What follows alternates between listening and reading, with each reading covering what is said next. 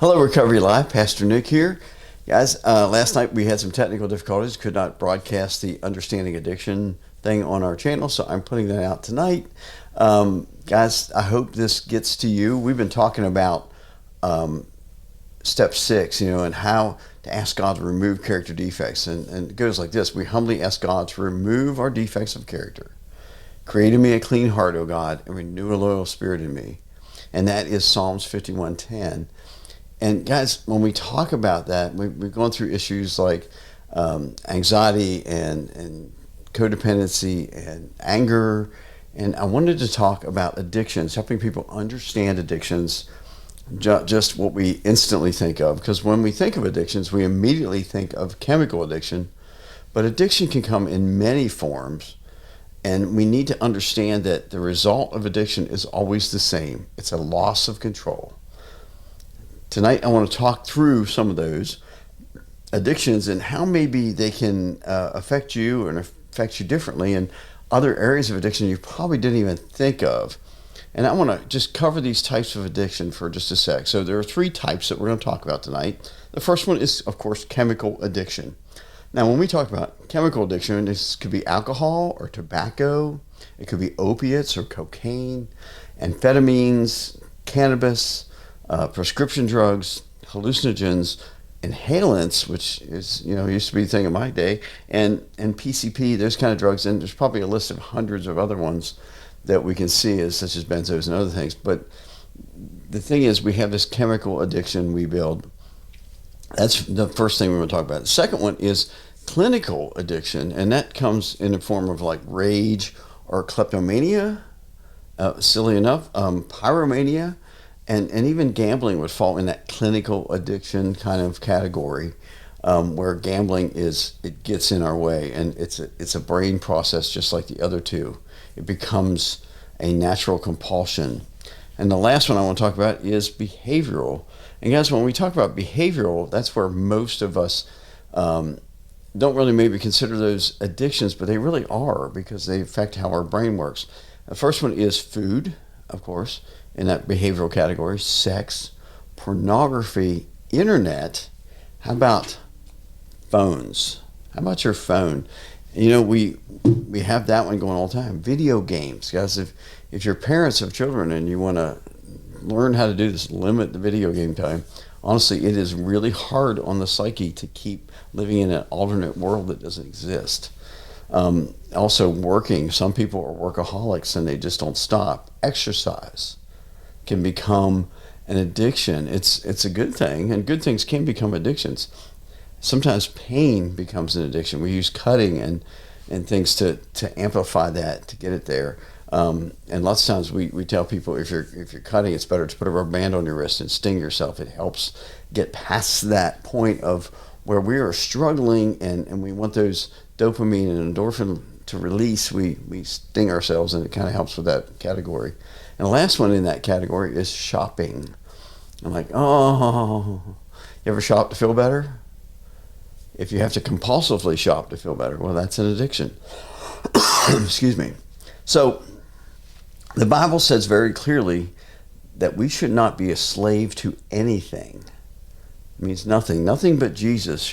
We shouldn't put ourselves in slavery. We should not be so dedicated to things that they get in our way between us and God. In fact, Romans 6:16 says it this way: don't you realize that you become a slave to whatever you choose to obey? You can be a slave to sin, which leads to death, or you can choose to obey God, which leads to righteous living. Understand that all addiction makes us a slave. Hear that again. All addiction makes us a slave. We become, and it doesn't matter what category that is if it controls you, then you become a slave to it. We become a slave to lots of things in our life, and we struggle with it and we work at it, but the truth is that we need to recover from it. Addiction can come in many forms, and I want you to understand that addiction starts with the brain and with our reward centers in the brain. We start hearing things in here, right? Because we get rewards. And when we do things, we do positive actions, our brain is supposed to reward us. Chemicals like dopamine and endorphins are motivators to encourage us to repeat a behavior. And hopefully that's a good behavior. You know, you can take that behavior and it makes you want to do it again, right? So if you exercise properly, you feel good about it, you get endorphins, you begin to want to do that again. Same thing, you know, when we eat a piece of chocolate, there's nothing wrong with eating a piece of chocolate. A piece of dark chocolate makes me happy, but I can live without it. I don't have to have it. And I think that's where we have to start looking at it, because this process of releasing endorphins and dopamine to motivate us to repeat a behavior, unfortunately, addiction hijacks that process in our brain. It takes it away and makes us do things differently. And then that same addiction begins to affect our brain chemistry in other areas like serotonin and melatonin. So serotonin that wakes you up in the morning, melatonin that makes you sleep at night. So what happens is it derails our sleep cycle and leaves us tired and out of sync, so we can't function. Guys, in those versions of this, we become very stuck because we're exhausted, and to feel better, we need an endorphin release, or we need a dopamine hit in our brains. That's your brain's releasing that chemical because you did a behavior that it liked. Addiction likes to derail that. It takes that from us and takes control of that process in our brains. That becomes a problem. These three types of addiction all have a similar effect in the brain. Once the addictive behavior becomes a craving, we're addicted. And let me explain it this way. If you don't believe me, I want you to take your phone, right? Give it to a friend and say, can you hold this for the next 24 to 48 hours? And no matter what I say, don't give it to me. Think about it. Could you pull that off? I don't know. It's hard. I mean, we're so dependent on our phones and that communication piece. We're so dependent on having this thing that will just inform us of everything. We can look up words. I don't know what that is. What's that? Let's look it up on Google, right? We have all of that availability, and to give that up, See, we all lean towards a behavioral addiction with that phone thing. We really do. So when we look at that, we have to go, yeah, maybe I am struggling a little bit. Maybe it is controlling me more than I think. See, we have pushed our brains to be overactive in the release of chemicals, especially in our society. We have these, everything's instant reward. Everything's there. So we push for this release of reward chemistry like dopamine, and now the pleasurable memory that creates, right, triggers a deep desire to repeat that action. Matter of fact, that's the very definition of a craving. Something that creates a deep desire unconsciously, right, and consciously to repeat a behavior. Now, if that behavior is positive for us, that's great. If it's negative, like addictive behaviors, then it's a problem. And we have to start looking at that and saying, is this a problem? The other problem is that addiction affects the decision centers of our brain.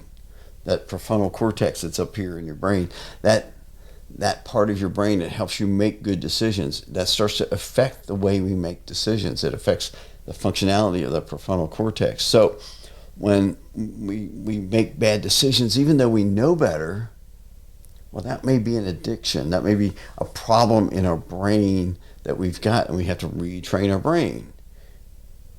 This is the same in all types of addiction. I want you to get that. But chemical addiction adds another layer.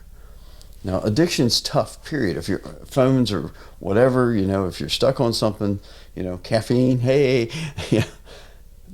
let's face it, I'm a caffeine addict. I'm going to have coffee. I'm going to have Coke. I'm also ADD, so that kind of helps settle me down. But guys, in those areas, we need to understand that we all have this possibility of addiction with or without chemistry. But when you add chemical addiction and add that other layer, we get a dopamine hit for things we do, but drugs can release 10 times more dopamine in your brain than we do normally generate. So it's really hard to overcome. So when you talk to an addict or you look at an addict and you say, why don't you just quit? Well, it's not that easy, okay? Their brain has been reprogrammed. And listen, you don't have to need chemical addiction to get your brain reprogrammed to want a craving, crave something, desire it. If you don't believe me, what about sugar? Guys, you guys crave sugar. I crave sugar, right? I want a cookie, and those things. And we like, well, I'm going to fast from sugar. That works for what, a day or two? And then we're really struggling. Well, think about a chemically addicted person who has 10 times that problem. And that's why they have trouble quitting. We need to understand where they are and not judge. Because, guys, the same effect in the brain is just 10 times worse for them. It becomes physical pain. It becomes mental pain. Listen, addiction is a physiological, psychological, and mental brain process that just affects us all the way around. Now, so what do we do with that addiction? Well, number one is this. We seek God's help. Listen, nobody knows you better than the person who created you. No one knows your heart better than the person who made you. See, it says this in Psalms 121, verse 2 and 3. It says, "My help comes from the Lord, who made heaven and earth, and he will not let you stumble. The one who watches over you will not slumber." See, God doesn't fall asleep at the switch. He watches over us, and he'll keep us from stumbling if we lean into him. We got to go to him first. If we go to God first, and God gives us the strength to move on through the rest of this, to get help where we need it, and to stand by that help. Many times, even people who aren't chemically addicted won't admit that they need help. But God gives you that ability to admit. He's going to stand by you. Your help is coming from God, who made heaven and earth, including you.